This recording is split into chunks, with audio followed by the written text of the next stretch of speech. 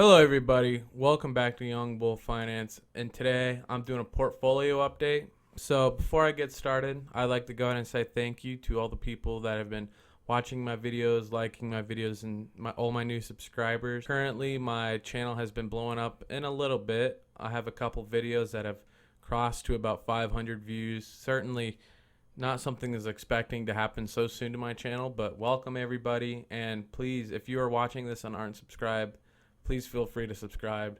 I make new videos every day, portfolio updates, reviewing stocks that I purchase, and other stuff in the finance field. So let's get into it. Today, I'm recording this Monday, June 1st. My portfolio is currently at $110 in the green, and over the last week, I've added $500 worth of shares to my portfolio.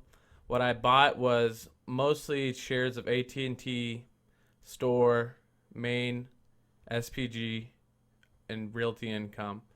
So right now I'm kind of real estate heavy. I just like real estate because they tend to pay higher yields, and during the market crash, the prices for real estate dropped a whole lot. So I was more willing to pick them up over this pandemic because they were on a discounted price, is how I like to look at it. Now, let's go ahead and look at my return on my investments here. So, as you see, my biggest return right now is just on my 2 shares of Disney. I actually bought Disney at about peak lows. I think I bought Disney at the lowest price possible. I essentially just thought, well, I get the virus is bad and Disney World and Disneyland and all that are going to have to close down. But I personally thought that Disney was in no danger of ever coming to a close as a company, considering how massive they are. And man, I wish I had more money to spend during this time, because I would have bought a whole lot more shares than just 2. But currently, just off capital gains, Disney is my biggest earner. By the way, all my companies are dividends. I just plan to have dividend companies. I don't do options. I don't do growth companies. Yes, I have Tesla and Amazon on my watch list. That's just for fun. I just like to watch their stock price because they're pretty interesting to watch. Very volatile, but I never plan on buying them. Just buying companies that pay dividends. And also, my Robinhood account recently just got enabled for fractional shares. So as you see here, I have 8.11 shares of AT&T. Now, I'm not even, I kind of just signed up for the fractional shares because I wanted to be on the list, and I'm not really sure what to think of it so far. I plan to, when I buy shares, to buy them as whole shares, but I think I'm going to turn my drip investing on.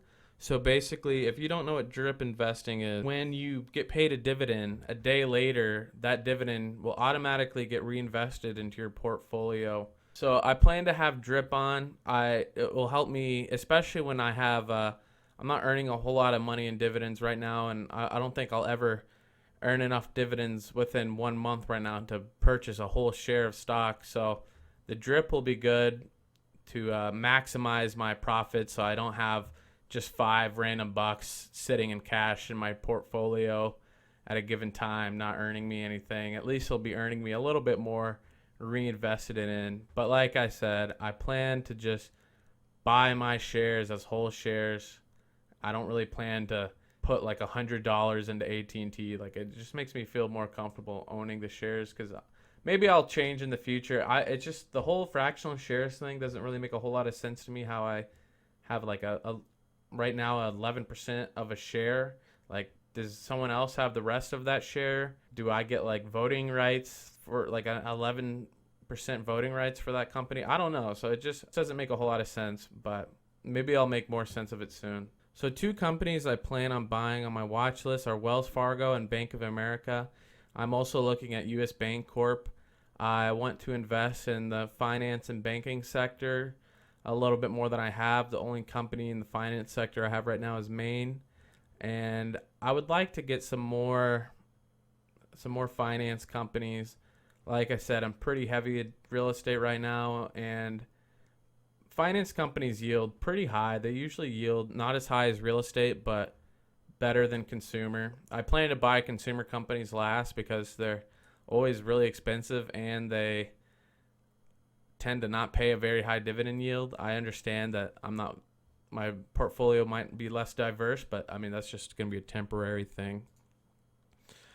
So yeah, so far my portfolio is doing well. Actually, over the last 3 months, I am up 170. So my gains are a little bit cut from what I've invested before the virus tanked the market, but ever since I started investing when prices were really low, I'm up 180 almost in capital gains, 10% over the last 3 months, which is really good.